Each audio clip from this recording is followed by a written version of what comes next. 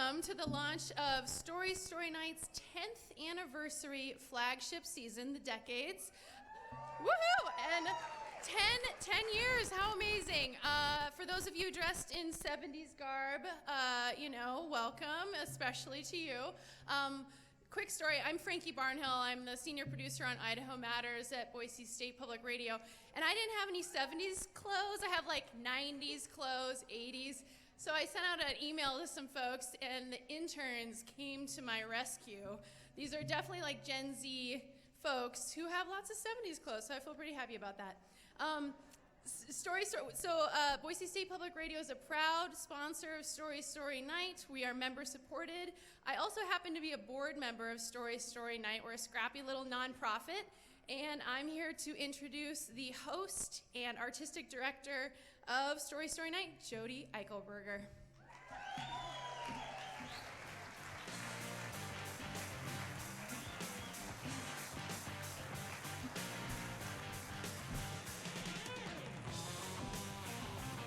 Good evening.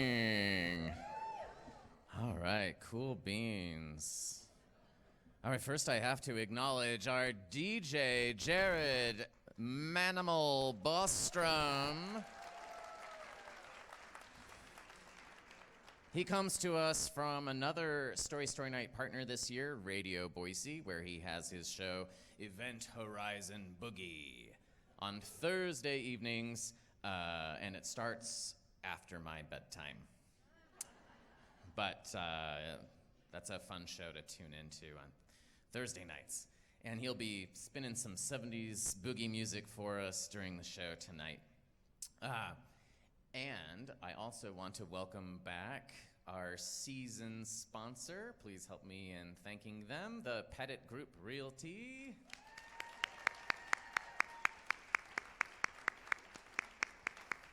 And you'll hear more about them a little later in the show. So, structure of the show. We will have 3 featured storytellers intermixed with a community story slam. And what that means is all of you in the audience here can visit this booth right over here at any time, write your name on a little ticket, drop it in, and if you're drawn during the show, you get to tell a 5-minute story on the theme 70s. And there are also some other fun little things that we don't talk about too much, but do happen with the Slammers. One is, we just finished a couple months ago the Slammer of the Year show up at the train depot, where we set the show up on the railroad tracks. And these are the shows we pull a storyteller from all year long, and they all come back together in September to share a new story on a theme. So that's how that happens, by telling a story here tonight. The other thing that can happen to you only at the flagship shows is in April at our birthday show, you might be chosen by Lita Harris Newstetter to have your 5-minute story slam transformed into a mini musical. And this is the 4th year she'll be doing that, and we've seen some great ones about all different topics. And actually, one of our featured storytellers was in one of those mini musicals a couple years ago. And so those are some fun things to do. But mostly, we need you to put your name in, because if we don't have any names in there, that makes the show a little strange. So you're welcome to go up there anytime. Maybe I'll give you some ideas. So yes, it is hard to believe this is the 10th anniversary season of Story Night. Yes, thank you to all of you that were involved. It started in the first show we actually just broadcast on Radio Boise came from the Sunray Cafe in the North End, and then it began at the Linen Building. Some of you were there, I think, and then moved on to the Rose Room, and then from there to El Cora, and now at Jump. I think this is our start of our 4th season here at Jump. So that's exciting, 10 years, and that gave us the idea that maybe we would do themes for each of the shows this year based on a decade to celebrate our decade. We were going to start with the 60s, but nobody could remember them, so we went ahead and said, let's go with the 70s. We have a little more hope with that, maybe. I actually am a child of the 70s, so we are in a little bit of danger of the season becoming a bit of a biopic. But I am also look, watching my younger sister raise her little girls. She has a 4-year-old and a soon-to-be 2-year-old, and I'm kind of amazed that I made it. Seeing what child rearing is and what's involved today, and the things people know about raising kids today that apparently were not known when I was growing up. I particularly remember, and my mom, I think, is here tonight too, so this, I don't know whether to point her out before the stories or after the stories. But hey, I'm here, so everything went okay, right? I do remember, though, and this would have been early 70s, driving down Fairview Avenue in a blue Volkswagen Bug, and I was tiny. I was like, I don't know, 4 years old, 3 years old, I don't know. Sitting in the front seat, no seatbelt, no car seat, and my grandma lived in a little trailer on the south side of Fairview, east of Maple Grove, and as we came up to that, I got pretty excited, like, oh, Grandma's house. And so I just opened the door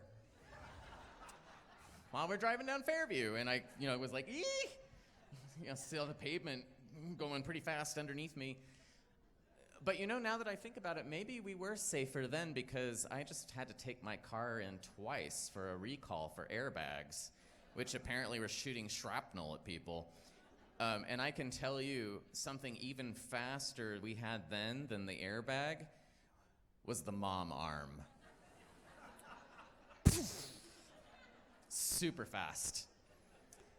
Stop you from running into the dashboard, going through the windshield, and had the added advantage of being able to grab a small child before they fell out the door, which I don't think airbags can do. So in addition to that, I remember, must have been, well, I don't want to shock people, but discipline was also a little different then. And I was spanked, okay?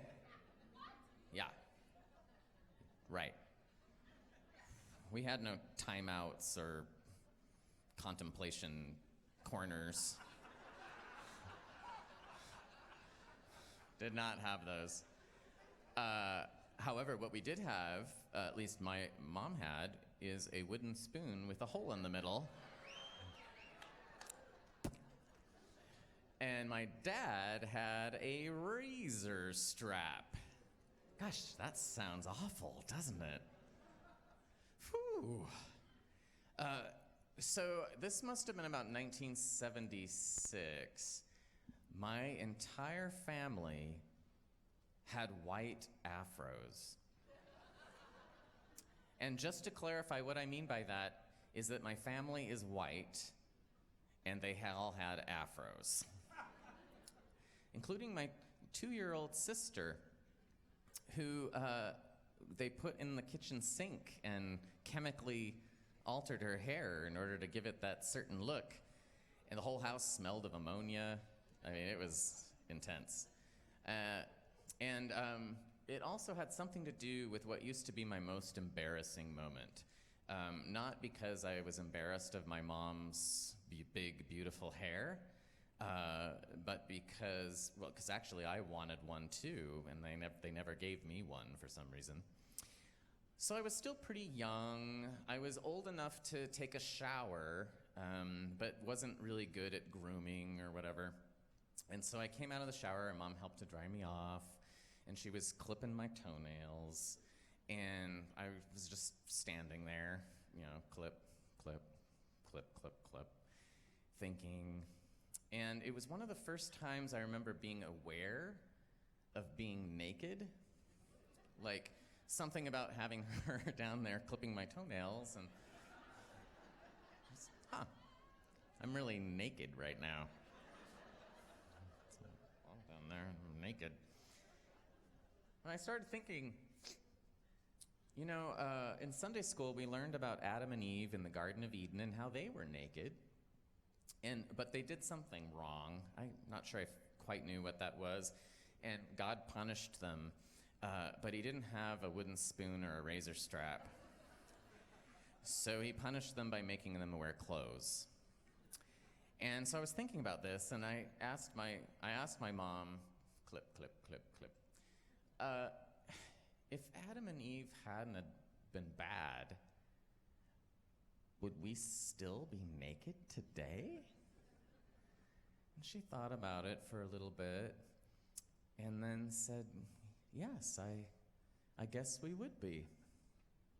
And I thought about that. I thought about my principal naked, and the kids at school naked, and the gas attendant naked, and I started laughing, and I laughed, and I laughed, and I laughed, and then I started to pee.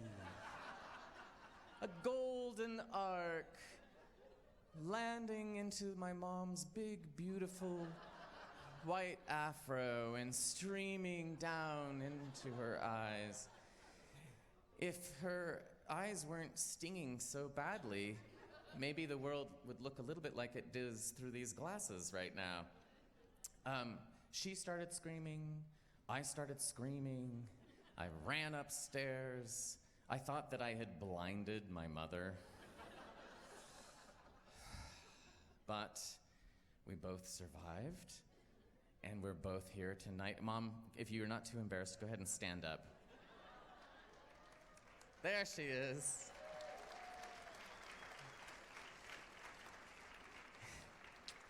I see she's wearing a protective hair covering this evening. Don't worry, I'm older now and my prostate is not as strong. Okay. So, we have other people who survived the 70s here tonight. Now, that story was set in the 70s, and all of our featured storytellers are set in the 70s as well. And they have another thing that's interesting about them is that at least two of them are in their 70s. And I'll let you decide who's who. But one of the things that's fun that we appreciate is when people are a little creative and maybe they think of another way to link to the theme 70s. So maybe you have a story that you lost 70 pounds, or you jumped from a cliff that was 70 feet high, or you ate 70 hot dogs, or just 70 Oreos while you were watching Netflix. Not sure how you're going to turn that into a 5-minute story, but you can tell us about each cookie, I guess. I'm interested to hear how you connect to this theme. It is super fun to have these speakers that we have tonight, though. We're going to kind of start with a wide picture and narrow in closer and closer. So I'm going to welcome our three featured storytellers up in reverse order tonight. Our first storyteller, that would be third storyteller. The third storyteller tonight is a man who was here in the 70s during the formation of the Idaho Shakespeare Festival, which was founded in the late 70s, and that is, of course, Mr. Stitch Marker. Yeah, come on up.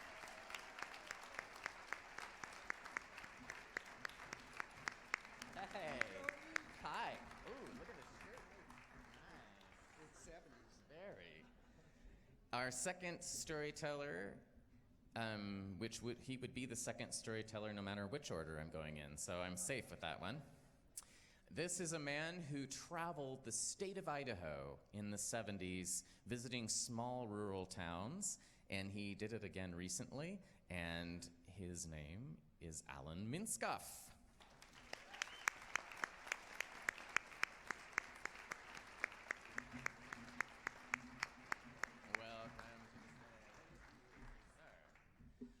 But our first storyteller, who is going to be coming to the mic here directly, is a woman who in the 70s didn't feel, well, she had two feelings at least. One of them was not feeling wanted enough, and the other was feeling too wanted.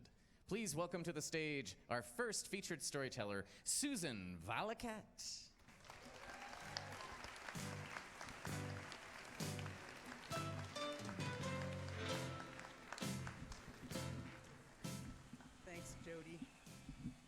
Thank you to anybody out there who's thinking I'm not one of the ones that's 70.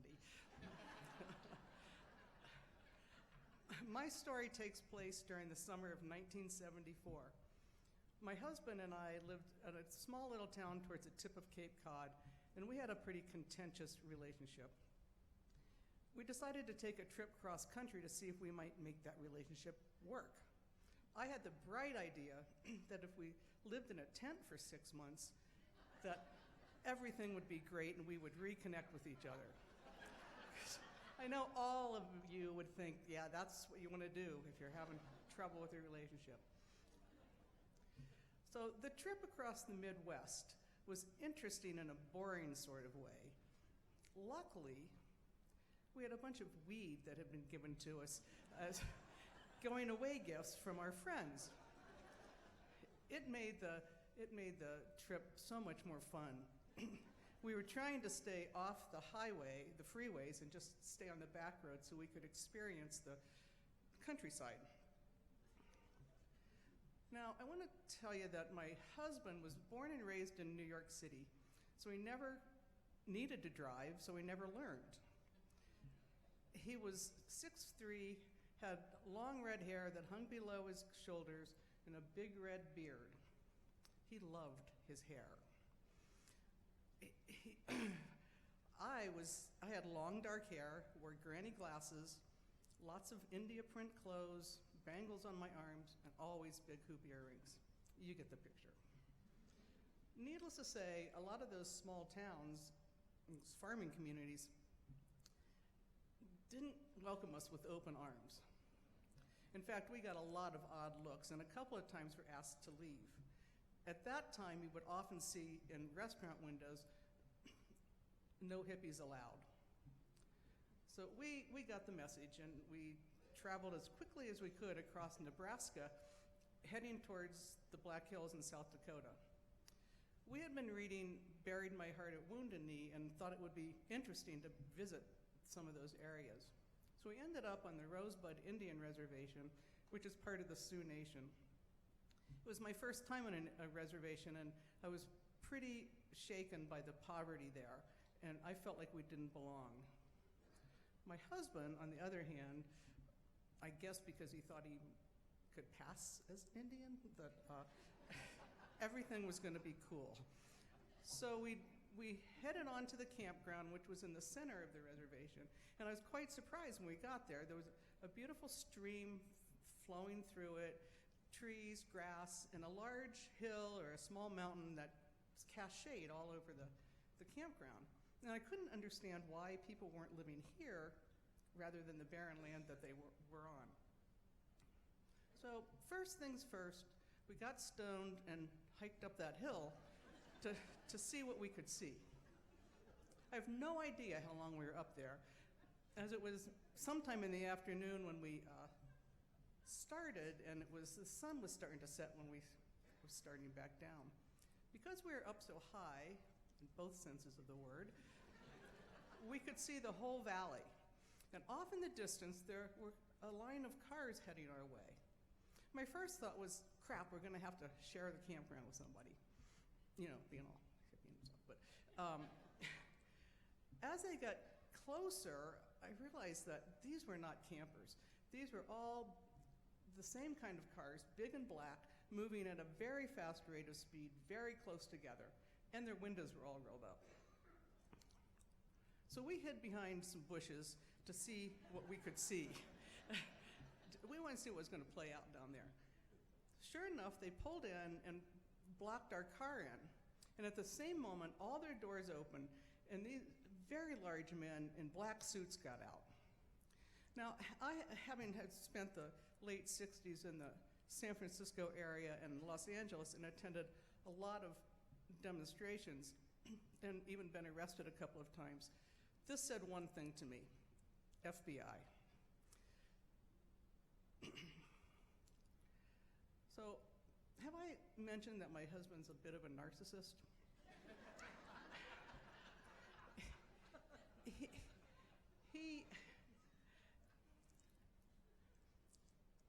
He didn't think anything bad would ever happen to him.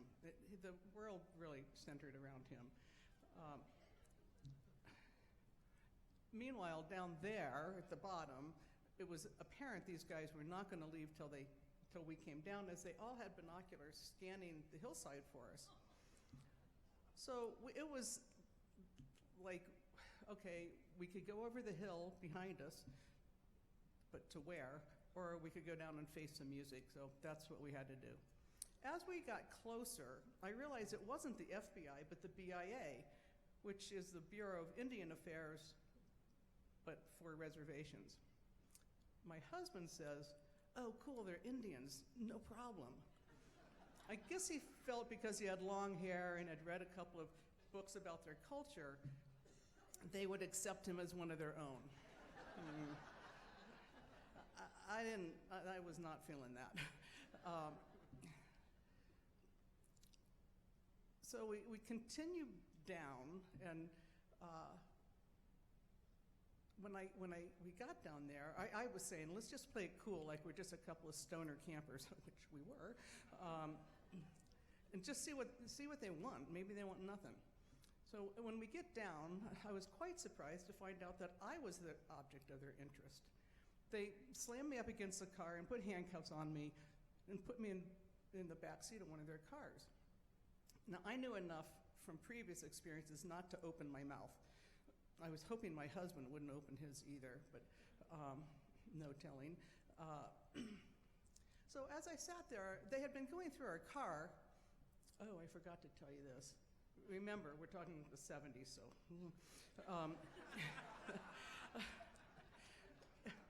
We kept our weed folded up in our tent, in our back seat with our dog sleeping on it. So that's important for Sniffer. So anyway, they hadn't taken the tent out of the car, so I thought, well, they hadn't found the weed.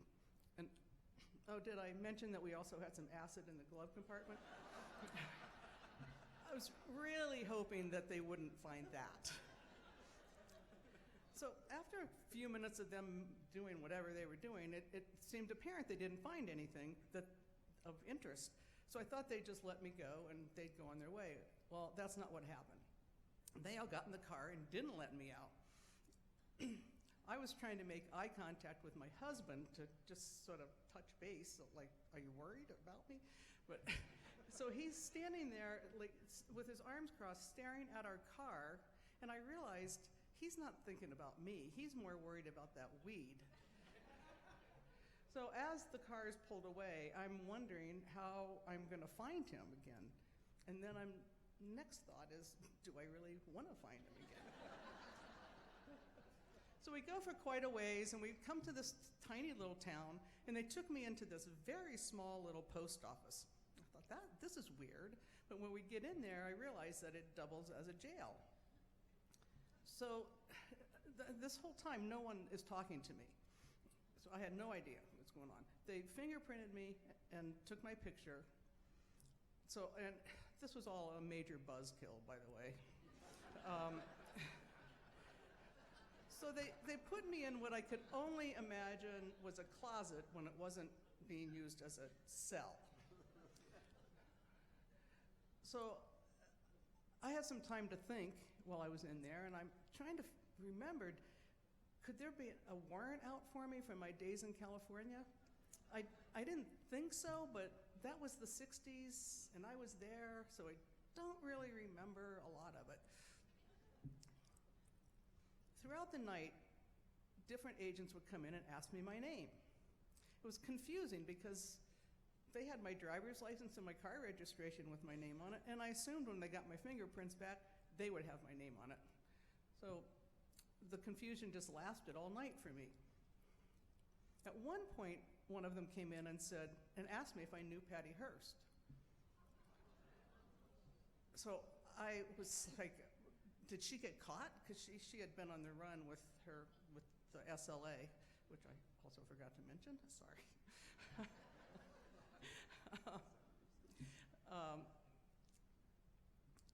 No answer. And then they started talking to me as if I was friends with her, like I should know personal things about her.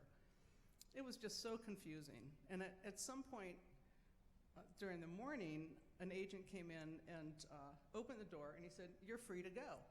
So now I'm sort of pissed, because it's like, what's up? So I'm sort of yelling at him that he didn't have any right to hold me without charging me, or at least without telling me what this was about.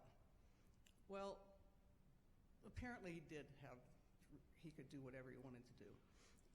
What I got from him was a very scary stink eye that was basically telling me to shut my mouth. At that point, another agent came in and said, "Yeah, not Patty Hearst."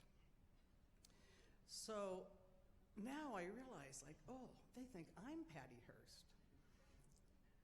Now I'm standing at the post office window, which is really right next to the jail window, and the post office guy, he's laughing, and I said, "Did they really think I was Patty Hearst?" And he thought it was really funny. He said, "Yeah, they thought they had captured the most wanted criminal in America,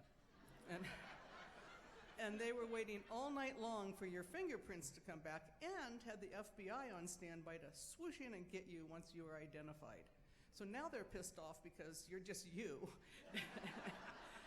And they look like fools in the eyes of the FBI. So now I'm thinking it's sort of funny. I mean, I was okay. They didn't hurt me or anything, so I was sort of laughing and gathering my things, getting ready to go out. And I'm heading towards the door. I see Most Wanted poster with Patty Hearst's picture on it, and the couple that she was supposedly traveling with. So I thought I needed that poster, and I deserved it. Don't you all think I deserved that poster? So I was gonna pull it down and just leave. I didn't even get my hand up when I got slammed in the back into the door. One of the agents is yelling at me that it's federal property, and it's a federal offense to take it, and did I want to end up back in that closet? Well, no, I did not. So, but I thought I'd try one more thing. So I said, "But wait a second, aren't reservations sovereign? Like, what do you care? Just get another one from the FBI." Well, it's not a good idea to argue with cops of any sort, because they don't really like that too much. So I finally just realized I needed to shut up and get out. So I slunk out the door, now on the street, and I'm wondering how I'm going to find my asshole husband. I saw him sitting cross-legged under a tree down the street in all of his stoned glory. Apparently someone had gone out and, because remember, he doesn't drive, so somebody had gone out and driven him into town with my car, my dog, the weed and the acid, and there he was. I had a fantasy for a second of going back inside, telling the BIA agent that he had drugs in the car, just so they'd arrest him, so I wouldn't have to deal with him. I immediately realized, bad idea, the car's in my name. So he didn't even get up to come to me. I had to walk to him. So I go over, thinking, oh, great. And he looks up at me and he says, "Hey man, at least they didn't find the weed." So that morning, with an assist from Patty Hearst, I realized that the crack that had been in our relationship was actually a chasm, and 6 months in a tent was not going to fix anything. Thank you.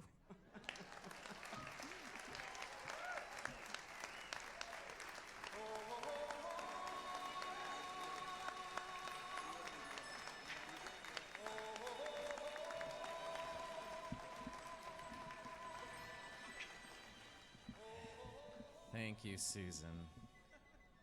Now we know here at Story Night how much you really would like to have that wanted poster with Patty Hearst on it. So we did an extensive search across the country, and we pooled our funds together, and we did not get that wanted poster. So instead, what we have for you is the Decades Story Night poster for our 2020 season.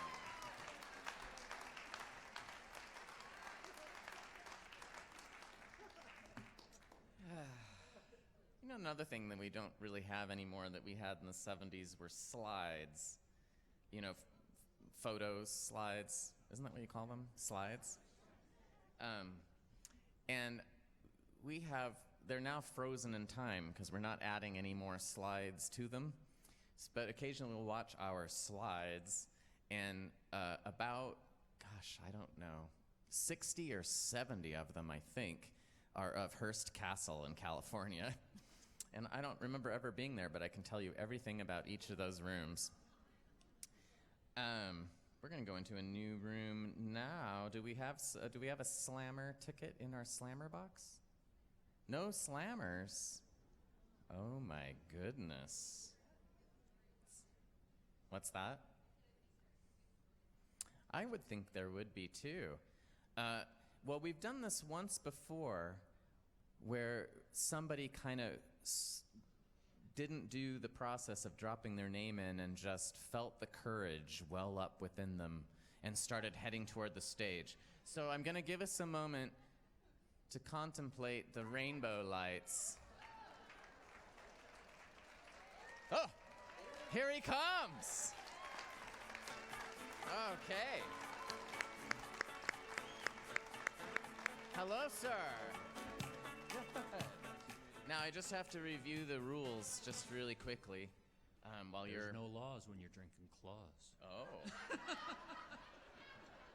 Not one of our sponsors. So you have 5 minutes to tell a story on a theme, avoid language and super adult situations. We're a PG-13 show. Oh, you can do it. I know you can. If you happen to be getting short on time, I'm going to be sitting over there, but I'll get up and start trying to hitchhike to Caldwell. All right? And then Jared Manimal Bostrom will start playing a little tune underneath, and you'll sense that your time has come. All right, here we go. What's your name? Bill. Bill. I didn't get to announce his name because I have no ticket. I'm in a new territory here. Bill. You know what? I don't have a ticket either, so it's just good to be here. All right. All right, first of all, everybody's looking at me going, how the hell does this guy even know what the 70s were? I assure you I do. Second of all, native Idahoans, no bottles, no cans. This is a story about me growing up in California. It was the 70s, man. It was okay. Idaho wasn't even a state.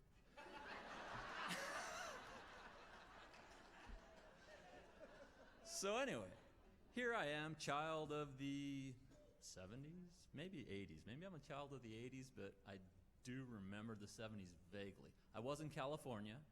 I was in Northern California. Oh God, where do I even start so many stories? So these stories are going to be a compilation of my experience, if anybody's been there, the Bay Area, Oakland, Alameda County Coliseum. Bill Graham presents The Day on the Green. Right? Thank you, my brothers and sisters. So, if you haven't experienced it, general admission in the 70s, going back to the way we were raised, in the 70s, concerts had this crazy thing, general admission. You didn't get a seat. You were lucky to get a ticket, and then you camped out. It was like, it was camping, concert, it was all combined. It was all love, man. And we would camp out in the Oakland, Alameda County Coliseum. The place seated 50,000, 60,000 for a day on the green. And we're all camped out along a fence line in Oakland, California. What could go wrong? A bunch of kids smoking weed, camping on a fence line. We got our tents, we got our sleeping bags, we got our booze. And I was old enough for none of that. But I was in California and I was a kid, and it was the 70s, so it was all good. 1977 comes along, and Bill Graham presents Led Zeppelin. Well, fuck, I gotta go. Fudge, I gotta go. I warned you. Fudge, I gotta go. So my sister, me, a bunch of kids in the neighborhood, off we go. So here we are camping out. We show up the day prior, 8 a.m. It's 8 a.m. the day before the concert, and we're hundreds of people deep in this line. Throw up our tents, get everything going. We're all hanging out, having a great time. You know, out comes the weed, out comes the booze, everybody's having a great time. The cops, it's the 70s. Apparently the cops at the BIA, they're different than the cops in Oakland. The cops in Oakland were like, yeah, peace, love, go ahead. Just, you know, don't hurt anybody, it's all good. So that's what we did all night, all night. But then come morning, at some point, it was almost like a starter pistol went off. And everybody started getting antsy, you know, like the cat pawing on something, you know, the lion stretching. It's like, okay, something's about to go down. This was my first day on the green. I had no clue what was about to go down. But this was it. They opened gates to a parking lot, a huge parking lot. And I swear, if you've ever seen a documentary of wildebeest on the savannah, that was this. These gates open up. All of these people have neatly tucked away their stuff against this fence line. Is it really still going to be there when we get back? No, it wasn't. It was long gone when we got back. Apparently, a lot of bums had some really nice tents and things. But we take off, dead sprint toward the Coliseum. And it is like a wildebeest jaunt. People are falling. People are stumbling. It's like, no, and they just reach back. One guy was running past me like a gazelle, joint in hand, pinky out, just dead sprint, beer over here, didn't lose a toke, didn't lose a drop, and ran past me like the wind. I was just a kid. I was, you know, I didn't have a chance against this type of talent. I didn't even know. Meanwhile, you know, I'm also out there with, you know, the Jerry Garcias of the world. There were guys who were so wasted that they couldn't run. They were just walking. They're like, hey, man, it's all good. And I'm looking at them like, why did you even camp out? You don't have a chance here, brother. You're going to be at the back of the line. You camped for 30 hours to be in the front of the line, and now you're going to be at the back of this line because we have to sprint a mile, and there's no way you're going to make it. You know, I'm waiting for the ambulance to come up and grab Jerry and help him out because, you know, he's not looking good. He's looking a little peaked, and I'm thinking maybe not. But Jerry makes it, I guess. I don't know. I was gone. So we all get to these, guess what's waiting for us? That's right, another gate. Big fence around the Coliseum. Apparently you get to go into the parking lot at 8 a.m., but then you get to wait until noon for the gates to open. What the hell did I do to myself?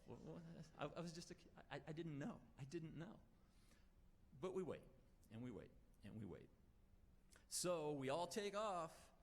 At noon, the gates open, and again, it's the wildebeest, only this time it truly is the wildebeest. Now it's the wildebeest going over the cliff, into the river, climbing stairs. It's ridiculous. I've never seen anything like it. We're climbing over each other. You know, I think there was a woman and a small child that I perhaps, you know, just went over in my... I just had to get to the front. I had to see Robert Plant, man. Come on, let me unbutton my shirt, get all that Robert Plantness going on up here, and you'll know. I had to do it. So we all get out there. Day on the Green, if you don't know, it's a Coliseum. It's a baseball field, football field. It's where the Raiders and the Oakland A's still play today. Huge grass. They let you on the grass. The stage is out in center field.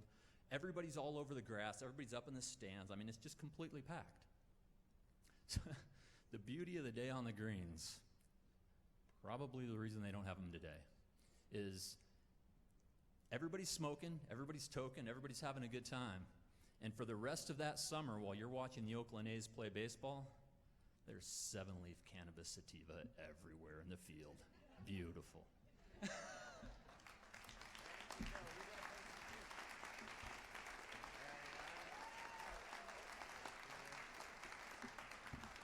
And Bill, also, if you would head over to the booth now and sign our release form. We only make Californians do that, but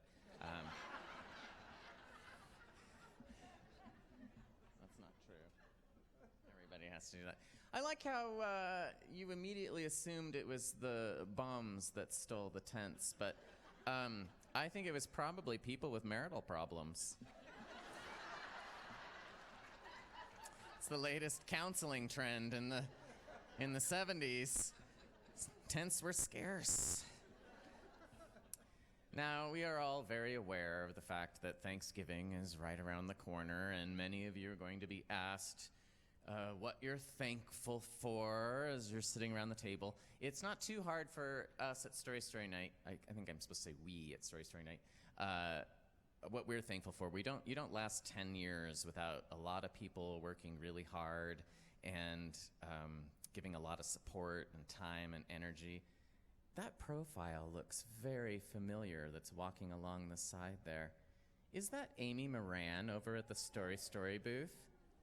How apropos. Amy, come on up here. You're already standing. Come on up here.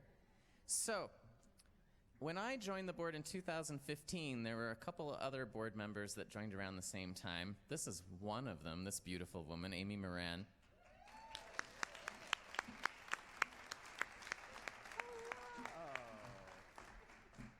She has one of the most recognizable profiles in Boise, Idaho. I can catch her against a wall.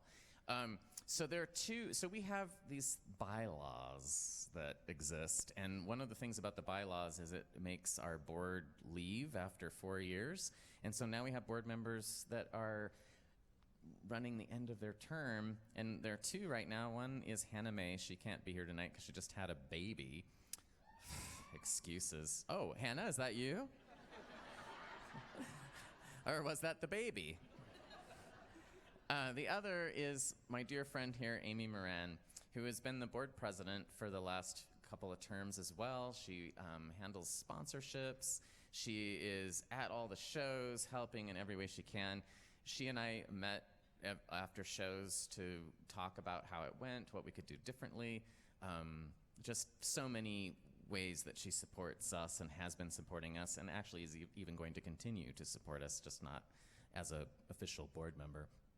And Amy's really been a rock for us at Story Story Night, and I'm going to miss you terribly. The best thing we could think of from the board to really commemorate this moment and what you have been to Story Story Night was, of course, to order a pet rock.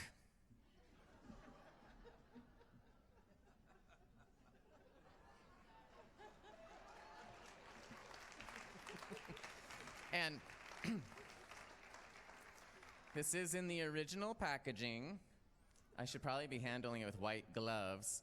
And I checked, and the rock is doing well. It has little breath holes here so it can breathe. And I believe there's also some documentation that asserts that this is indeed a authentic pet rock. Thank you for your service.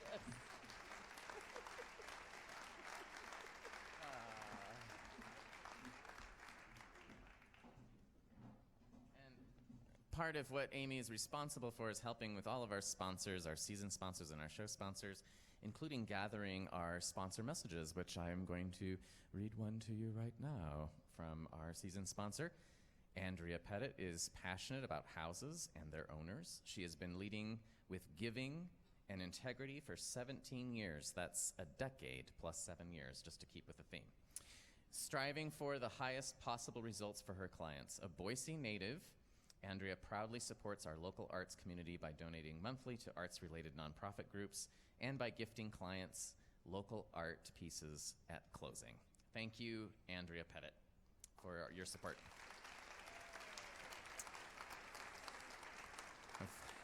Not just us, but a lot of other nonprofits in the area, too. All right, that's the end of that page. Amy, you've been a rock in this organization. Given our theme tonight, I cannot think of a better memento. With Hannah and Amy are continuing to be involved in Story Story. And now a man who is thankful that the plans to clear blocks and blocks of downtown Boise to build a giant enclosed mall in the 70s didn't happen. Not only is he thankful he was a part of saving historic buildings in downtown, please welcome our next featured storyteller, Alan Minskoff.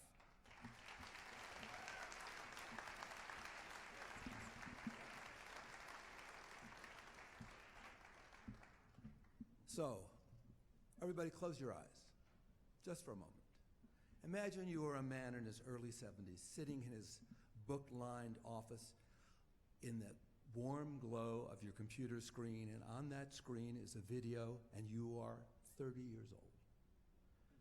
you are just enjoying this moment to the max. When your 30-year-old daughter walks in and says, open your eyes now, Dad, is that you? You're so young and handsome.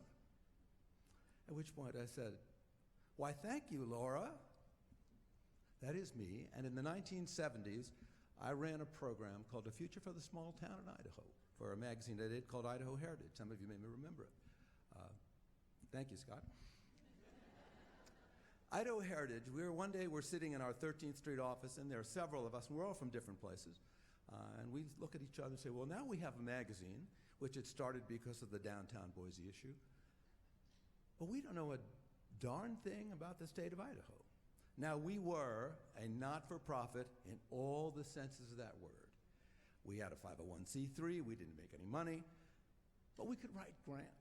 We were competitive grant writers. So we wrote a grant to visit 24 towns over 2 years in Idaho. It began on a winter night in April in Idaho City, where we held our first meeting, and then we traveled from Victor to Bonners Ferry, from New Plymouth to St. Mary's, and many places in between. So I'll share with you a couple of the memories. One of my favorite places, and a place that I just went back to do a book on small towns, is Mackay. Mackay is in the Lost River Range. It is a spectacularly beautiful place, and then, as now, it's under 1,000 people. So we did advance trips, and on the advance trip, we would set up a local coordinator, we'd start to read the papers, we'd interview a few people, we'd find out where we're going to meet. And it so happened that Mackay, they had a great t-shirt that said, "Where the hell is Mackay?" So months later, when we were starting our meeting in Mackay, I turned my back,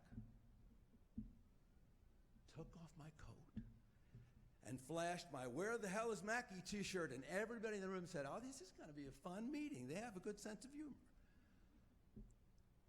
Every meeting was different. Every town is unique in Idaho, and the small towns were then, and I would argue now, still the backbone of the place.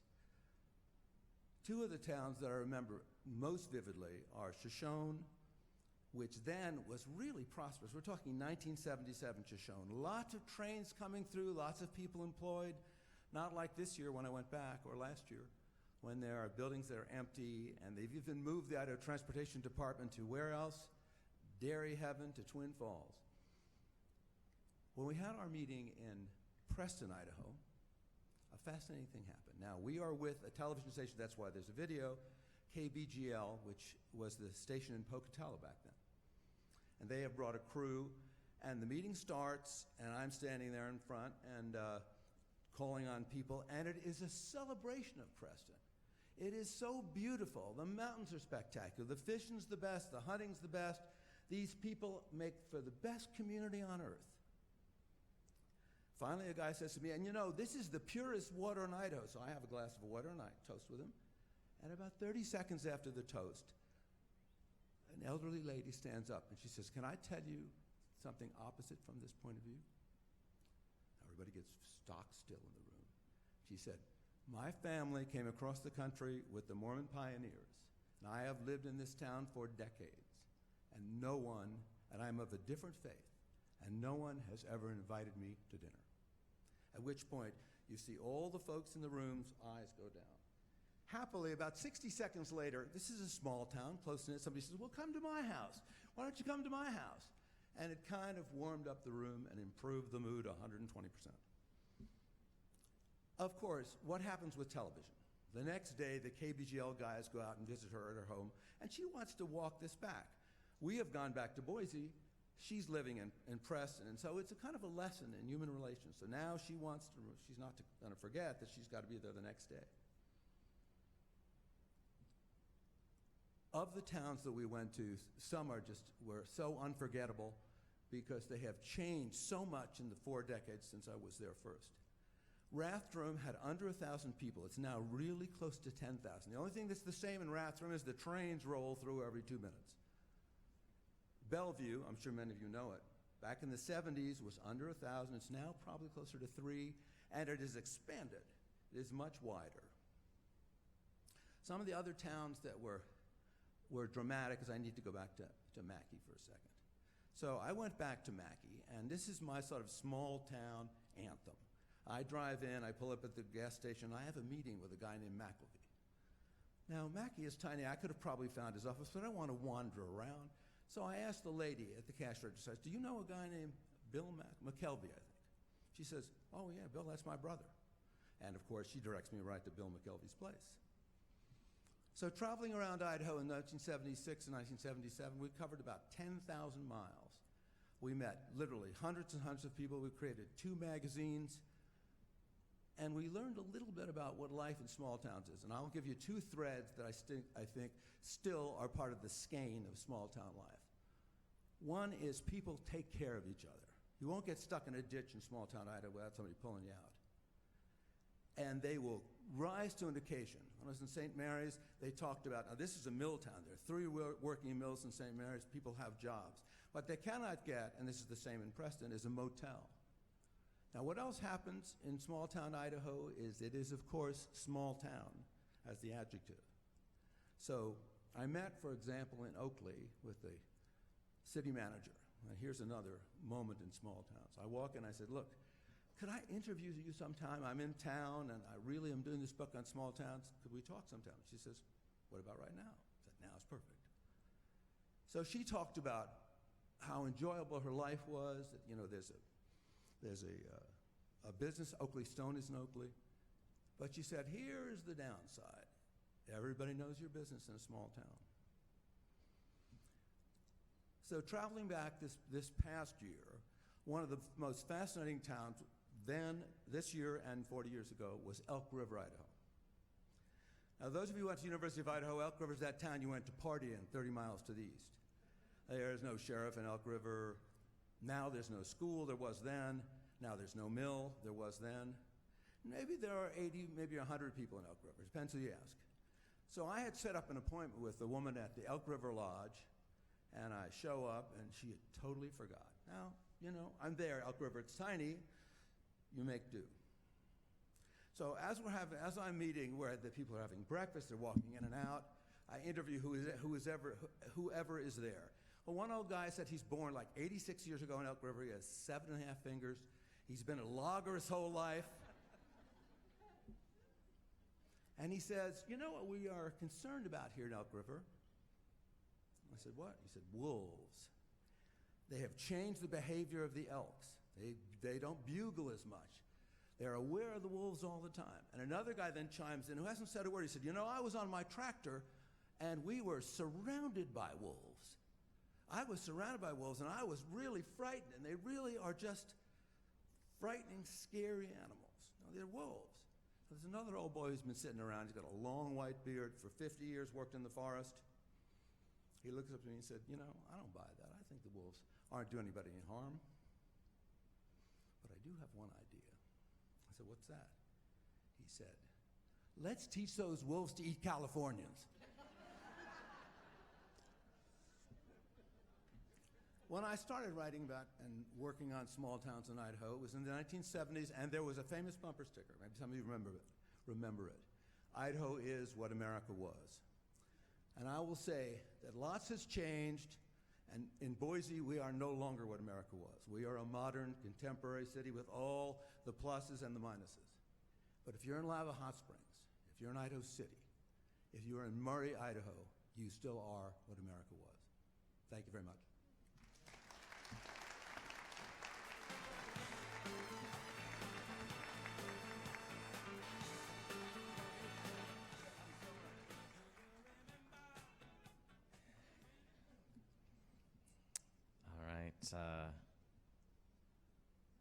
Watch out, Bill. There are wolves out there. Wolves. They're actually in the lobby during our intermission break. You can find copies of Idaho Traveler, which is the book that has just come out, I think maybe only a couple of weeks ago. Is that right? Was it launched just a couple of weeks? Brand new book. Are you available to, oh, sorry, I don't want to interrupt your conversation. Oh, number 3 on the rediscovered book list this week. Thank you, Stitch. Will you be signing? Are you available to sign, or should I? Sign any book anybody wants me to. Any book. All right. I hear there's a telephone books. I hear there's a giant copy of Whose Boat Is This Boat that just got delivered. If you can sign your name in big letters on that one. Also out in the lobby, we do have Andrea Pettit, and there is a raffle set up you can sign up for, and at the top of the next act, we will be giving away one of those local pieces of art to a winner from that raffle, so feel free to do that. We have drinks available in the back here and also in the lobby. We'll see you back here in about 10, 12 minutes for the next act. On the flip side. I was told that's a phrase from the 70s. See you on the flip side.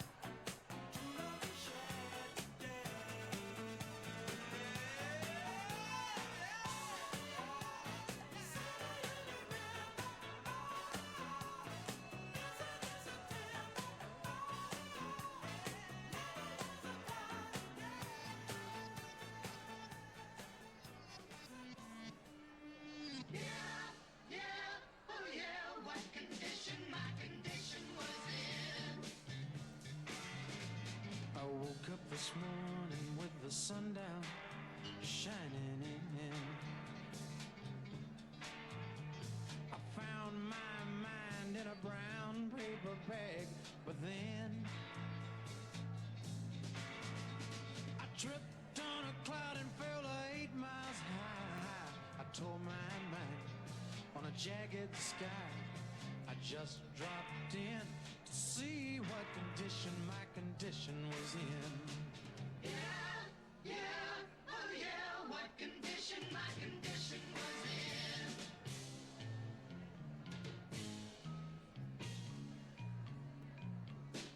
I pushed my soul in a deep dark hole and then I followed it in. I watched myself crawling out as I was crawling in. I got up so tight I couldn't unwind. I saw so much, I broke my mind. I just dropped in to see what condition my condition was in.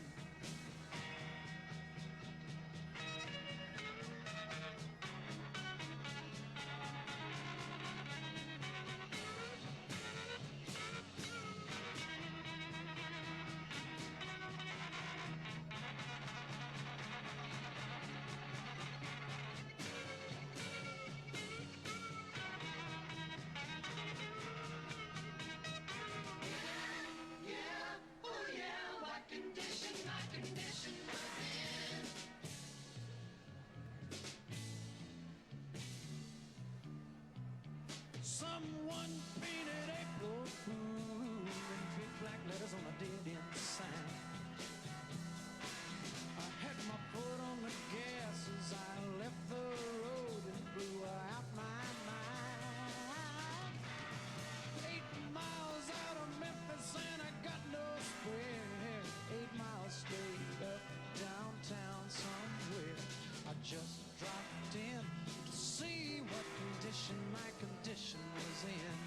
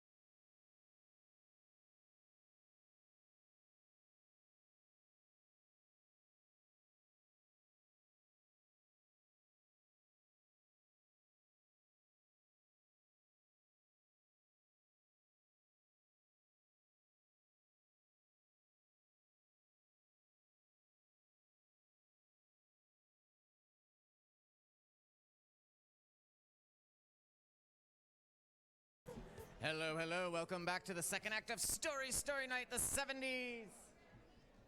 You heard me talk about her earlier. Well, here she is in person, Andrea Pettit, and we are going to do the drawing. Looks like a lot of people filled out some pieces of paper.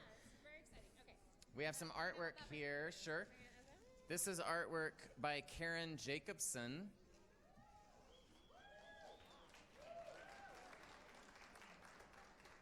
Sorry, I was just reading the back here.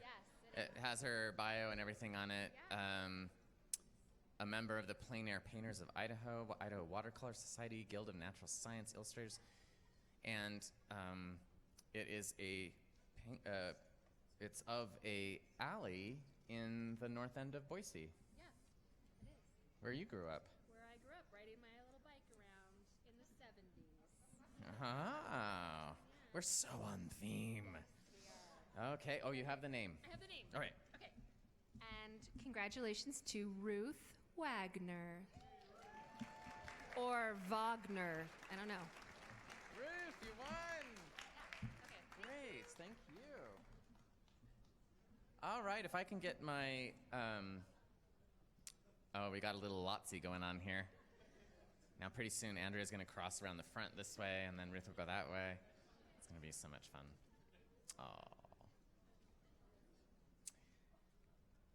We are live streaming this tonight again on YouTube, so I'm going to say hi to our one watcher, who I believe is my niece in. Hi, Nataya.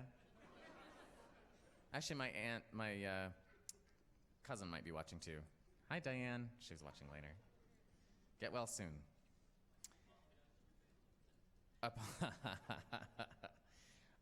Let's get our featured storytellers back up into these little gumdrop seats for our next act. And actually, there's an interesting connection. You'll have to excuse Alan. Apparently, he's still out signing books. We'll see when he joins us. There's actually an interesting connection between Alan and Stitch because that 501c3 that he mentioned that they had for the magazine, they decided to go commercial, from what I understand, and didn't need that 501c3. Oh, here he is, fashionably late. They decided they were going to go commercial and they weren't going to use that 501c3, so they transferred it to this group of people who had this crazy idea to have theater in Boise, live theater. They wanted to start a nonprofit. They found a hole in the city somewhere where they would allow them to have actors, and that eventually grew into the Idaho Shakespeare Festival. Stitch Marker was there during that time, and he's also participated in Story Night before. As I mentioned, he was an actor in our mini musical that we did here in our April show. He's also been a starry teller for our Starry Story Night a few years ago as well. And since that time in the 70s with that startup, he's been in countless productions at the Idaho Shakespeare Festival, as well as other companies around, and you can hear his voice on the television every now and then too. Hawking overalls or something, I can't remember what it is. Tools, garden, farm, and what? Hunting, I don't know. It's nothing I'm interested in. Do they? Please welcome to our stage, Stitch Marker.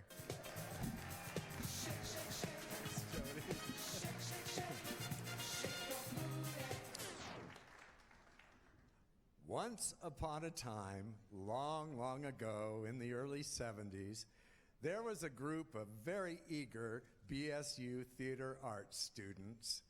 We were known as the Unquenchables because we could not get enough theater. We were just obsessed with learning and making theater, and we all shared this common dream. We dreamed of a time that maybe one day we would be able to work in professional theater without leaving Boise, Idaho.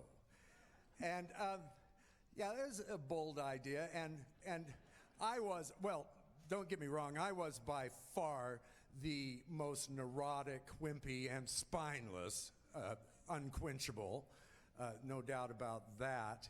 But all the other unquenchables sort of propped me up through the 70s, and there was Danny Peterson and Victoria Holloway and Ginger Scott and about a half dozen others that I can think of that later on in the decade, in 1977, became founding members of the Idaho Shakespeare Festival. But up to that point, being an actor in Boise was about 85% heavy lifting and no pay. And we loved it. Oh, we couldn't get enough. Oh, if you couldn't find us over here at the BSU Sioux Ball Theater, then look at Boise Little Theater. And if not there, we were probably at the Free Theater, Theatre Libre. And, and about, and our friends, Randy and Andrea, kind of broke off from BSU to start their own thing, Theater in a Trunk. That was in late 73, early 74, in this old warehouse on 16th and Bannock. And it was leased to them for $1 a year by dear Pam Abbas. And inside this building, it was all like really aged wood. It was, wonderfully slightly bleached aged wood, and ceilings, floors, the bare studded walls, big, huge, rough-hewn columns, and all the unquenchables at BSU were going to climb on board to this thing. Wow, here we go. And with virtually no money and a lot of sweat, we transformed that warehouse into a workable 50-seat theater. And we were about 2 weeks out from opening our first show, and in comes the fire marshal, takes one look at all that wood, and says, "You're going to have to sheetrock this entire interior of this warehouse before you can let people in." Well, we were just stunned standing there, and he left. And who do you suppose was the first unquenchable to blurt out, "Well, that's it, we're done, it's over"? Yeah, the wimpy, spineless, neurotic one. Yeah, and all these unquenchables just turn and look at me, and my best friend, Danny Peterson, turned to me and he said, it wasn't for the first time or the last, and he was never mean about it. He said, "Come on, Stitch, grow a pair." And sure enough, we got our good friend Dale Asplund in, and he gave us a crash course on sheetrocking. And he got the sheetrock somewhere. I don't know, some wheeling, dealing. I hope it wasn't stealing.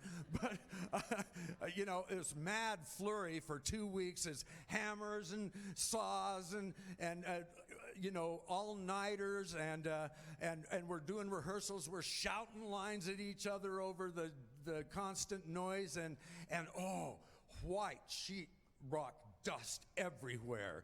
And when that dust settled, we opened that show, and it was a success. And though Theater in a Trunk never did make anybody any money ever, we were really proud of it because we kept that theater going for, a good handful of years. And we were producing some really always compelling and usually audience-pleasing theater. And it was also a great training ground for those, for the actors who did the early years of the Idaho Shakespeare Festival. We all sort of taught each other making something out of nothing theater, which is my favorite kind. And then in dry mouth, it's nervous. There are a lot of you out there. Oh, that's better. In 1975, BSU was doing a production of One Flew Over the Cuckoo's Nest, and it was the hot ticket. All the unquenchables wanted in on it. There was a guest director, Larry West, and a guest actor, Doug Copsey, and we all got in on this, and it was the A-team. A lot of heavy hitters in that one. We had Michael Hoffman joined us at that point in time. And you know the story of Cuckoo's Nest, basically, right? You have Nurse Ratched, played by Victoria Holloway, and she has all this influence over the Bull Goose Loonies, which was all of us. And then you got this new guy who comes into town, McMurphy, and he was played by Doug Copsey, and he kind of instills the Bull Goose Loonies with all this confidence and, instills us with the ability to have big ideas and so forth, and we'd follow him anywhere, and we did. And it was sort of life imitating art, because 2 years down the road, Victoria became the first artistic director of the festival, and Copsey became the founding producing director of the festival. And, and side note, I did indeed play the most neurotic, wimpy, and spineless Bull Goose Looney. No. And Michael Hoffman, who played another Bull Goose Looney, Cheswick, he had said that he thought that even though the festival started in 1977, 2 years down the road, he really felt like it sort of began there. And we all had that feeling. A year down the line, 1976, we got the band back together at Theater in a Trunk to do the prime of Miss Jean Brodie, and Sue Galligan came on board. And by then, Victoria was just saying, you know, what we do is valuable. We've got to get started. We need to start getting paid for this. And, well, yeah, that's a good idea. At any rate, so all these big ideas were flying around. We had to get out of that 50-seat theater in order for that to happen. And so we were talking about maybe doing the musical Hair. But this was the 70s, and the royalties were through the roof, so that was out. And somebody just popped off, well, what about Shakespeare? He's free. Well, and the seed was planted, and then life happened, and we all had day jobs all the way through the 70s. We had day jobs. Some of us were still in school and families and so forth. And here's the wimpy, neurotic part of me. I'm thinking, oh, this isn't going to happen. It's too big an idea. It'll never happen. You know, and on it goes. And then the biggest regret of the 70s for me, it's 1977, and my friend Doug Copsey comes up and offers me a good role in A Midsummer Night's Dream, which was going to be the first production of Idaho Shakespeare Festival, produced right down here? Yeah, down 9th Street, just a couple of blocks, at number 1 Capitol Center there on 9th and Main, you know, where that sort of grassy amphitheater thing is, and down there's the restaurant patio, cement patio, and those magnificent cement staircases coming down either side. And it broke my heart.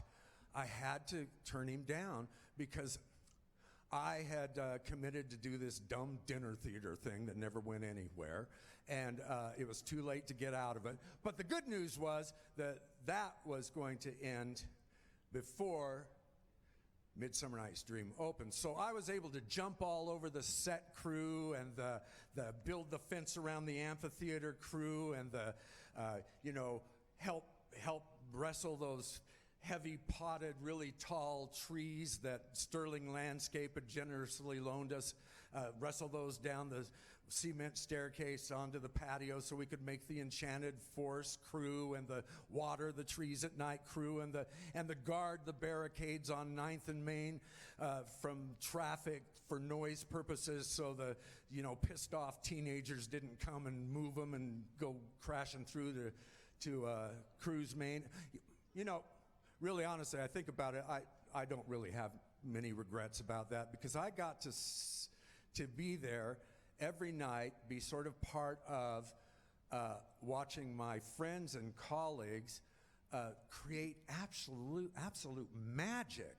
And the audiences every night just kept getting bigger and bigger. And that was 77. and 78, we did Two Gentlemen of Verona, and the audiences were just pouring in. And then the year after that, 79, we did Romeo and Juliet, Merry Wives of Windsor. We added a show.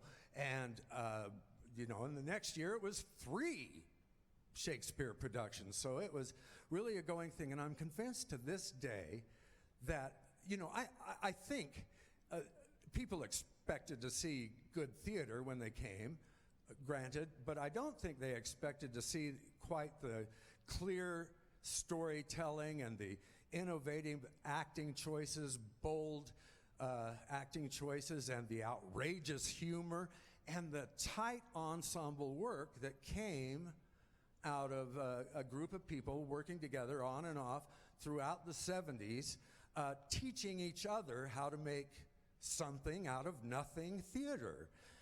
And I am grateful to this day to all those unquenchables who did not give up on the dream and made a theater where I was able to, realize the dream. I was able to do 30 seasons on and off of Idaho Shakespeare and, many off-season shows, indoor shows, and directed the Apprentice program for 7 summers, and entertained and educated hundreds of thousands of students all over Idaho and the western states in the ISF's outreach programs, Shakespeareans and Idaho Theater for Youth. And, well, we lost a few of those wonderful unquenchables, Danny Peterson and Sue Galligan and John Elliott, and God love them. They were unquenchable right to the last. So anyway, Godspeed, tip your server. Thanks.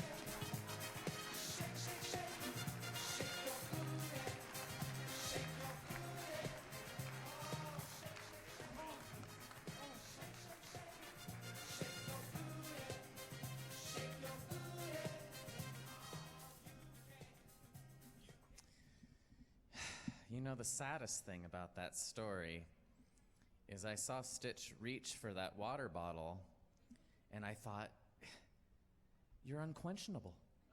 That was good. That was like a pun. So it's unquenchable because it's water. Is that what it was like to be with you on stage, Stitch? You have no idea. You know, I told you what connected Alan and Stitch here. Actually, Stitch and I are connected a little bit right now, too, because he opened the season at Alley Repertory Theater just a few weeks ago with Bernhardt Hamlet. And I am in rehearsal right now for La Cage aux Folles, which is opening this weekend. It's never been, as far as I know, it's never been produced in Boise, so this is the first time. And we're actually in rehearsal tonight. I have somebody standing in for me in the queue to queue. I wonder how that's going. You know, I was feeling kind of butch tonight. Oh, sorry. And somebody told me I looked like Charles Nelson Riley. Not exactly what, but I am playing Georges in La Cage aux Folles, and he is described as a person who his mannerisms can be translated as tasteful affectation. And I think Charles and I I don't know. Anyway, we're gonna do some slammer stories now. So remember, 5 minutes on the theme 70s. Here comes our slammer box. And I understand we do have some, we won't have to rise up out of the audience spontaneously because we have some tickets in here with people's names. And our first slammer is going to be number 658619. It's not how we do this, is it? No. It's Randy R. Randy R.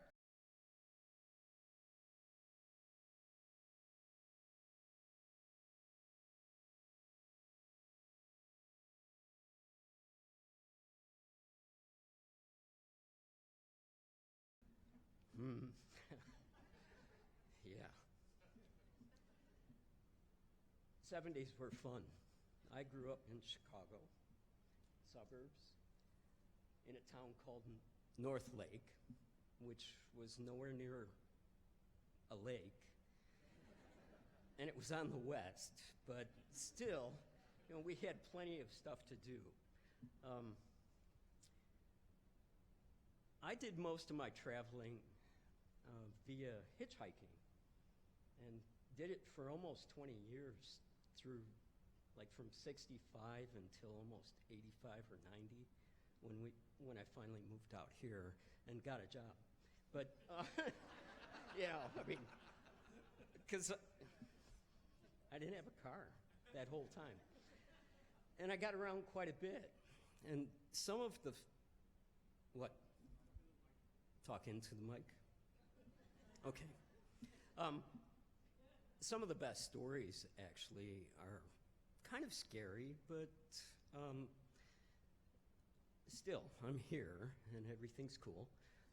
You know, being dragged off to a reservoir somewhere and being talked to like I was going to end up in the pool, or having John Wayne Gacy pull up alongside of me, I swear.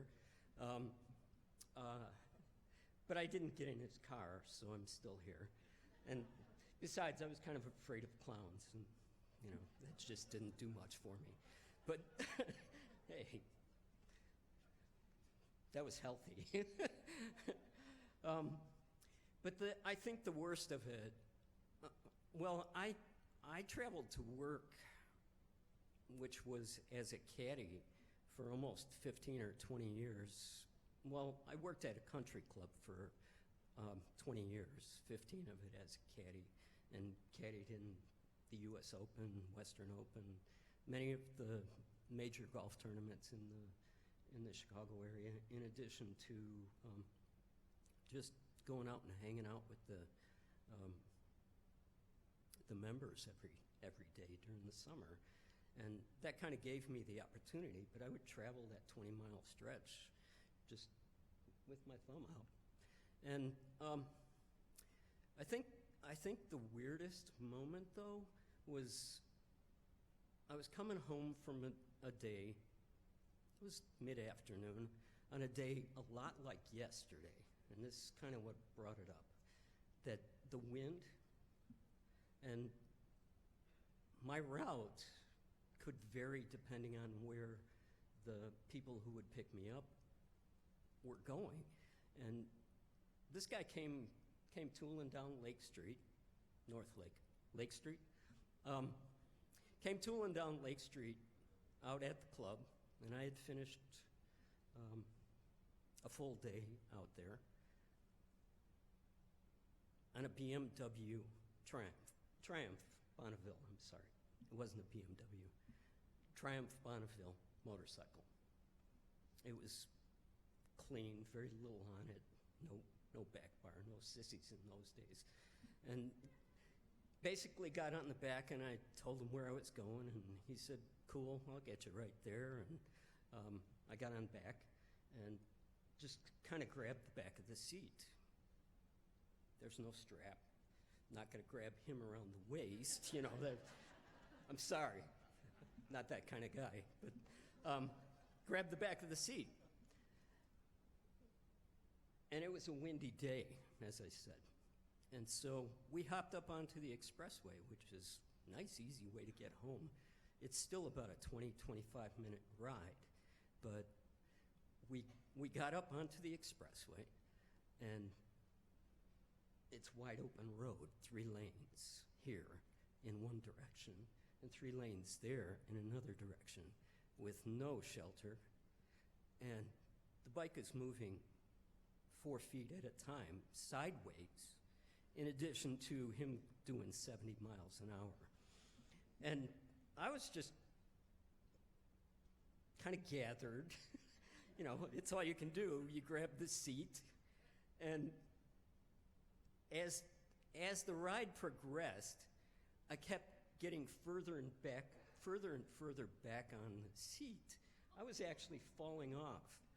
So he gets down off the expressway, and you know, I'm not real stressed out right now, but trust me, that was a moment. Probably the worst moment in my life, because I really wasn't sure if I'd be able to hang on much longer. Because all you got is your fingers at that point. And I'm here now. Oops. I'm sitting here on my knees, and the rest of me is off the back of the bike. So it's kind of tense. And he gets me down off the expressway onto North Avenue and pulls up about a quarter mile away from my house, where I'd walk the rest of the way. And he pulls over and said, "Here you go." And I said, "Really appreciate the ride. But if you ever see me again, just keep going." I am a passenger, and I ride through the city. Well, we are in the 70s right now, and I don't know if anyone does this anyway, makes Story Night memes. I hear this is the thing of today, but I think this is a good candidate, and it should be "All you got are your fingers." Hashtag Story Night. And then people can just figure it out. You know, all you got are your fingers.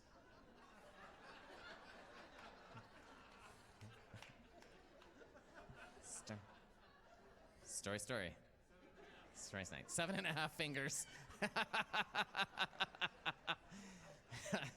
It's the opposite of tree rings. The fewer fingers you have, you know how much older you are. All right, we're going to bring another slammer up who's going to talk about their fingers. No, you don't have to talk about your fingers. Although, yeah. Our next slammer will be... Really?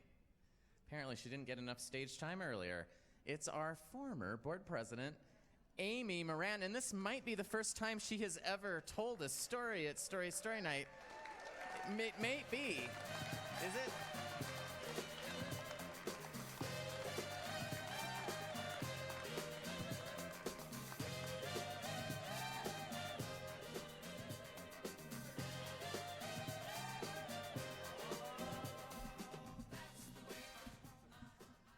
Yes, this is the first time. I've been terrified until now. I'm still a little nervous, but it felt like the right time to do it. So I have a little love note to share with you to my mother. So I'm going to do a little winding through some decades, and I'll take you to the 70s, but not initially. I'm going to start in my first decade. An experience that I had waking up in the morning, realizing that something had shifted, going into my parents' room and saying, "Something's happening and I'm not sure what it is," and my mom saying, "Oh, honey, you're becoming a woman is what's happening." And she said, "This is a delightful day and we're going to celebrate." She said, "You're not going to school today. I'm going to take you shopping, and we're going to go out for lunch, and we're going to get you the supplies that we need, and we're going to celebrate all day long, because this is a big day for you." And she made the day so wonderful and so positive, and I felt so good about it, and she built so much confidence into it that the next day when I went to school with my little packet of supplies, and I was 9 years old, my little packet of supplies, I had a little group of elementary school girls who wanted to follow me to the restroom at my first break to find out what this was all about.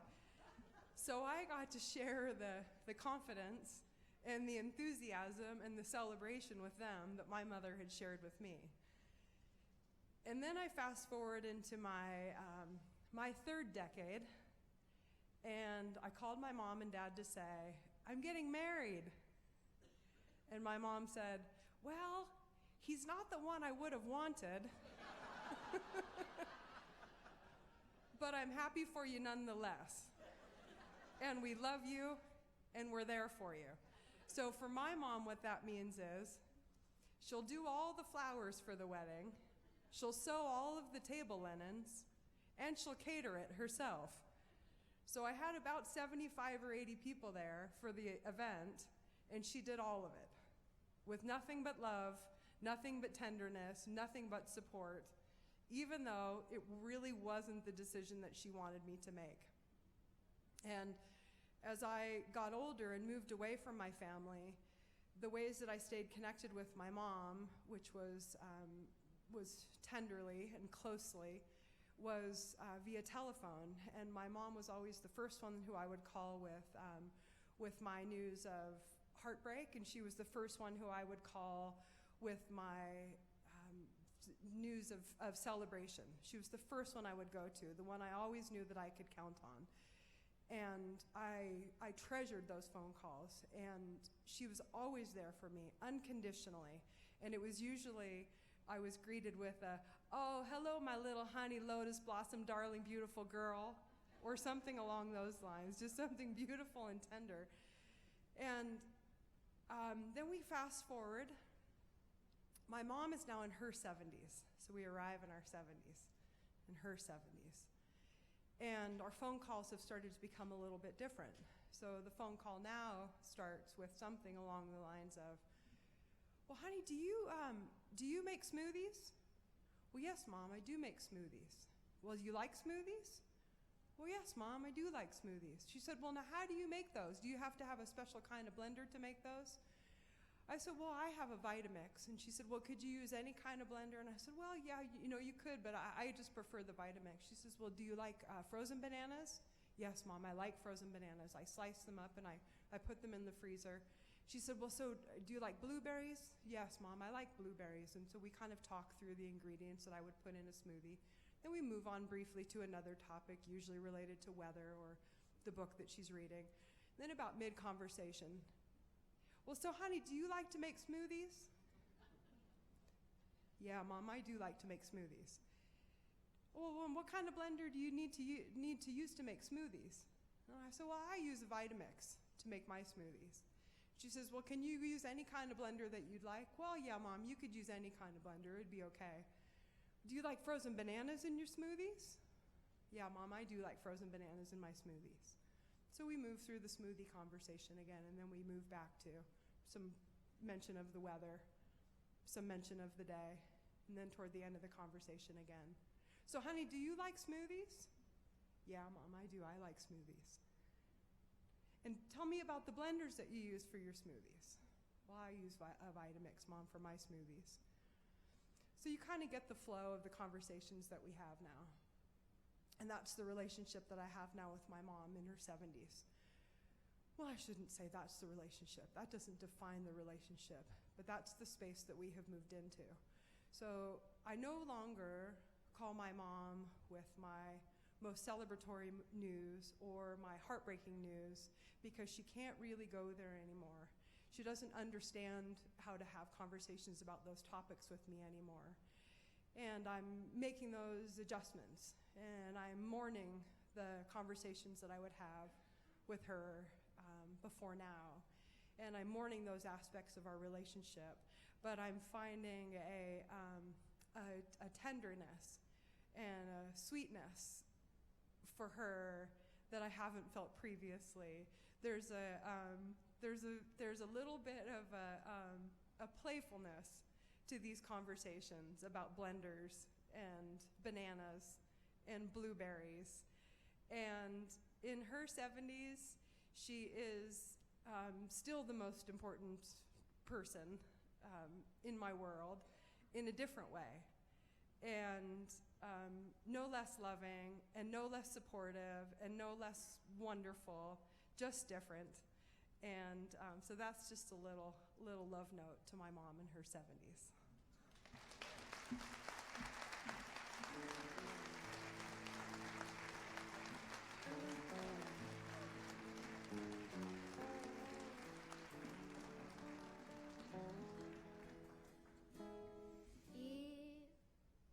Oh. Wonder what she had to say. I went to my mom one morning. I wasn't sure what was going on.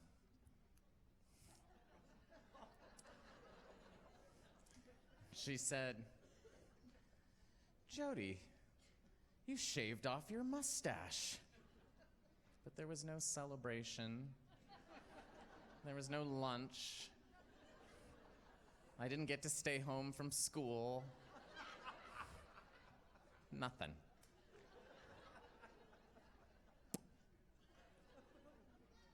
I've grown it back here. A little bit. This was my 70s look. I thought, let's do another slammer. This is fun. One person is going to enjoy this next story. Either that, or they know that are the only name left in the. No, there's several in there, aren't there? Wow, good job, guys. All right, this is not a new person to the Story Night stage, although they may be new to slamming. I'm not sure. Please welcome Sherry Briscoe.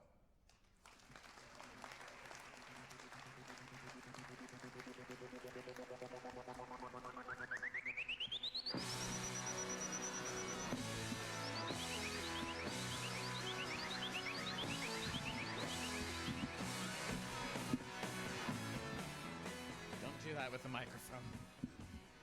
Probably got in trouble. There you go. Thank you. Yes, I was here last year for the Starry Story Night, and that was a wonderful experience. But let me tell you about the 70s for me. I grew up here in Idaho. I was born and raised here in Boise. I'd lived my whole life here. We didn't travel anywhere. My family didn't go on vacations. If we went anywhere, we went on a camping trip up in the hills, or we went on a picnic. We went to the drive-in movie, but we didn't travel. So by the time I graduated from high school, I didn't know what it was like beyond the borders of Idaho. I went to BSU my first year, which was actually Boise State College at that time. And in the middle of that year, in January of 1974, it became Boise State University. And I was there. But that summer of 1974, I walked around town and I thought, I don't want to go back to school. I like school, but I want to travel. I want to see what's out there in the world. It's the 70s. There's got to be more than Idaho, right?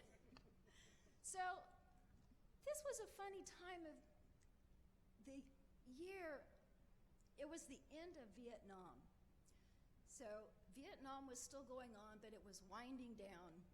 And there were posters all over town, on every block, in every shop window. Join the Army. Be all you can be.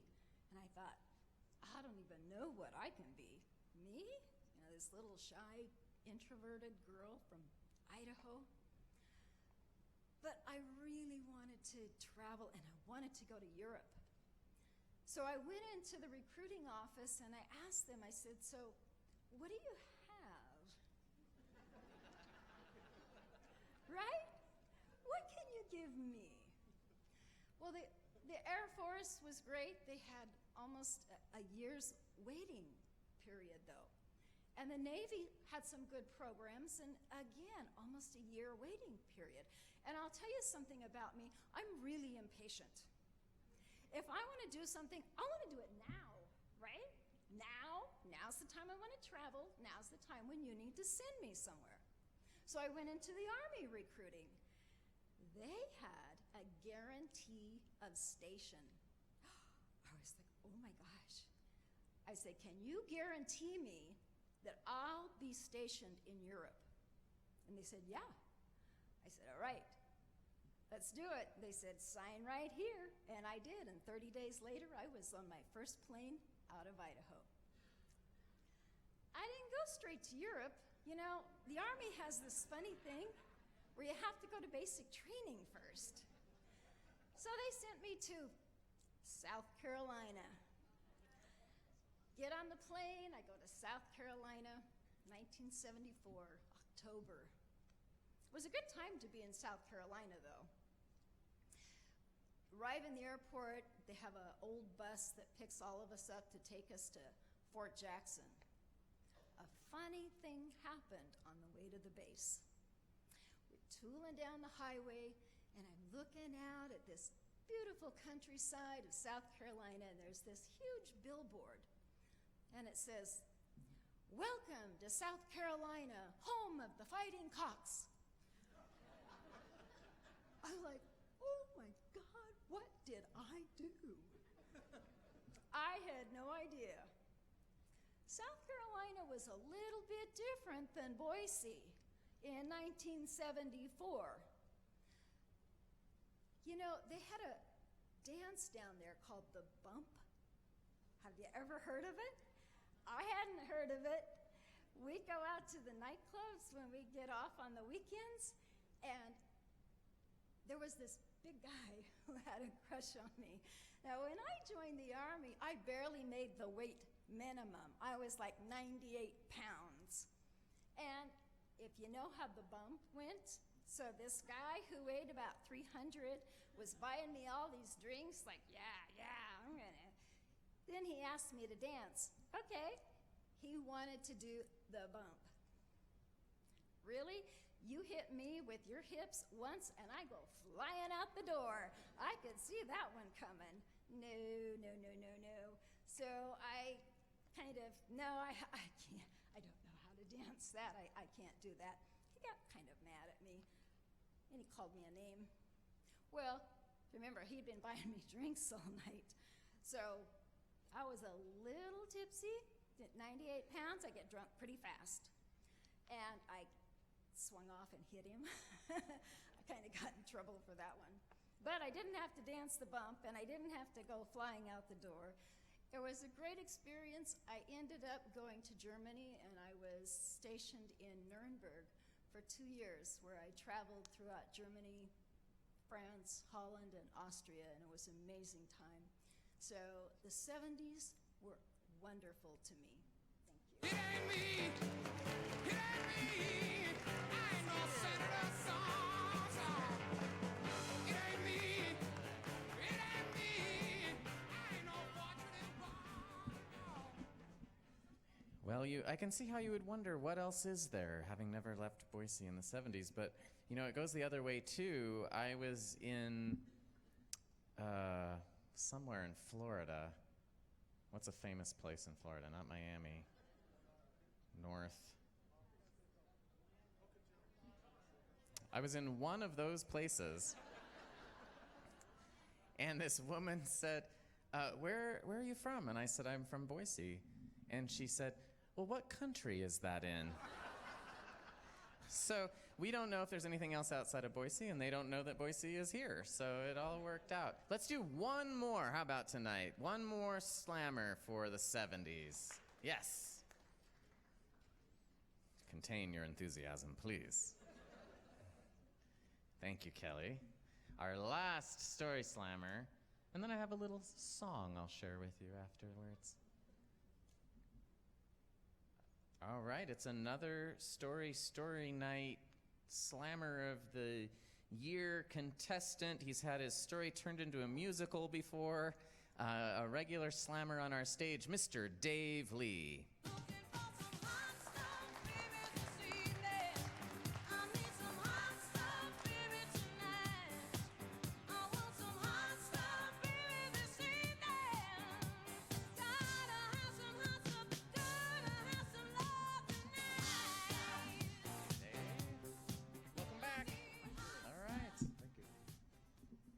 Good evening.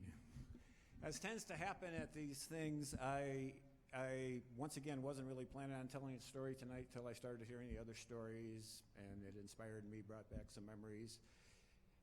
Even so, until Randy spoke, I thought my story might be the only hitchhiking story tonight, but it was the 70s and hitchhiking was a thing. And tonight's story reminded me of a trip I took in 1977. I was a freshman in college at University of Illinois, Champaign-Urbana, and I was going to hitchhike down to St. Petersburg, Florida, where a friend of mine had just moved and spent spring break down there. And I think my first night I got as far as St. Louis, but stayed with some friends there, and the second night I got somewhere near Nashville, Tennessee. And it got dark by then, and I decided it was time to just call it a night, and I camped out somewhere in or around the Cloverleaf there, and woke up the next morning. When I say I was somewhere near Nashville, I mean I wasn't in a big city, and I was at one of those places where I was at an interchange in the road, and pretty much the only thing there was, I think, one gas station. And so when I got up in the morning, you get up early when you're camping out on a freeway, and it was had been kind of cold, and I sort of rolled up my sleeping bag and stuff and decided to walk over to this gas station, maybe warm up a little bit, use the restroom, and maybe get a snack. And I got there. There was one person in the gas station, which wasn't unusual. It was a small place, except this person didn't really look like your typical gas station attendant. It was an older lady, probably somebody about the age of my mother, kind of, I don't know, don't mean this directly, somebody you might kind of describe as a blue hair, you know. And somebody I wasn't expecting to see in a place like that, but nonetheless, I started chatting with her, and she was chatting with me, and I was describing how I'd slept out the night before, and I was hitchhiking, and she asked me, well, where are you going? And I said, oh, Florida. And then she says, well, do you have good references? And I'm like, well, yeah, I think so. I'm a trustworthy guy. And she goes, well, I'm going to Florida. And I'm like, well, are you offering me a ride? Well, yeah. Yeah, I guess so. I'm like, oh, good, that would be great. I soon found out kind of why she was there and also why she was eager to pick up a rider. As it turned out, the reason she was there at the gas station is she was waiting for a tow truck. She had been driving down the freeway, and apparently at some point she had slowed down to look at the road signs, and a truck came up behind her and laid on the horn and scared her, and she ran off into the median. So as you might imagine, she probably could have used a relief driver for a little while. So anyhow, so I joined, and she was like a retiree from Michigan or someplace heading down to Florida to check on her winter condo. Anyhow, it was a long ride from Nashville to St. Petersburg, but she got by the way, this was March of 1977, just 2 months before Jimmy Carter had been inaugurated president. And this lady thought it would be kind of interesting on her way down to Florida. Why don't we detour through Plains, Georgia? And I thought, okay, sure, why not? I'm on vacation. And Plains, Georgia, well, so we got off the main road and we were on this little country road going past some fields and just a typical country road. And I think we passed the sign that said approaching Plains, Georgia, or Plains, Georgia city limit. And like right at about that point, there's a side road that joins the main road we were on. And as we get there, I see this tram-like thing. You know, like they have at Disneyland to bring you in from the parking lot? Only this tram on the front car, they had like a cardboard cutout of a giant peanut. And it said something on it like the Peanut Express. And believe it or not, that was a tour car that was taking tourists around to see the sights of Plains, Georgia. And believe it or not, that was not the only tour. When you got into town, there was a variety of outfits offering tours like that. Not only that, there were all sorts of places selling Jimmy Carter souvenirs. I remember getting a huge bag of unroasted peanuts that I took home because I thought, these would be neat souvenirs. Hey, you want some peanuts from Plains, Georgia? Another souvenir I got, I think I still have, I don't have the peanuts anymore, but I think I still have this. I don't know where it is. But I had a postcard with a picture of Billy Carter's gas station. I think I still have that, and when I find that, I'm going to put it somewhere in a prominent place and display in my home. But anyhow, Plains, Georgia was certainly proud of their hometown boy at that time. But anyway, it's been a long time since then, and I don't imagine Plains, Georgia is a tourist trap anymore. But how about that Jimmy Carter? He's 95 years old, he's beat brain cancer, he's beat a couple of falls, and he's still making houses for poor people. So, you know, whatever you could say about the 70s, whatever you could say about Jimmy Carter, I don't know. This is an apolitical zone, but couldn't we use more Jimmy Carters these days?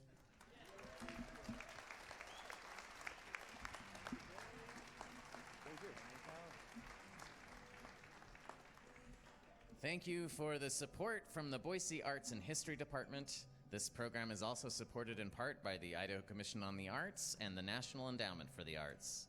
Thank you to our media sponsors, Boise State Public Radio and Radio Boise. We also have a radio show. It's Story Night on Stray Theater, which you can hear the Sunday before our live show from 5:30 to 6 on Radio Boise. And of course, you can always listen to our podcast on iTunes, SoundCloud, or however you listen to podcasts. The link is on our website. Thank you to our crew, Stephen Baldessari on Sound and Lights, our photographer, Chelsea Harada. Look for her photos and tag yourself on our Facebook page in just a few days. We have a Story Studio coming up here at Jump on December 7th. You can sign up for that on Eventbrite to help you get ready to tell Slam. And then you can go to Slam Night on December 10th at the Gem Center for the Arts. No featured storytellers, just Slam, hosted by Jen Adams there. Thank you to our volunteers, our volunteer coordinator, Stephanie Moore, and to our board of directors. Thank you to our studio coordinator, Matthew Melton. Thank you to all our storytellers. Thank you to Jump. And thank you to the Boise State Costume Department for my groovy outfit this evening. Oh, and one more thing that I would like to share with you before we leave tonight, which has become a little bit of my Carol Burnett tradition. Story night. Story, good night. Beginning, middle, now at the end. Authentic, inspiring, spontaneous. Right, Bill? Spontaneous? So thank you. You shared your stories and you really listened. I may have come here as a stranger, but now I'm leaving as a friend.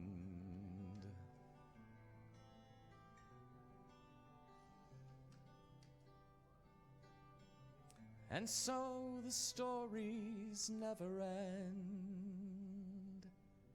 See you on December 26th for the 80s. Happy Thanksgiving and good night.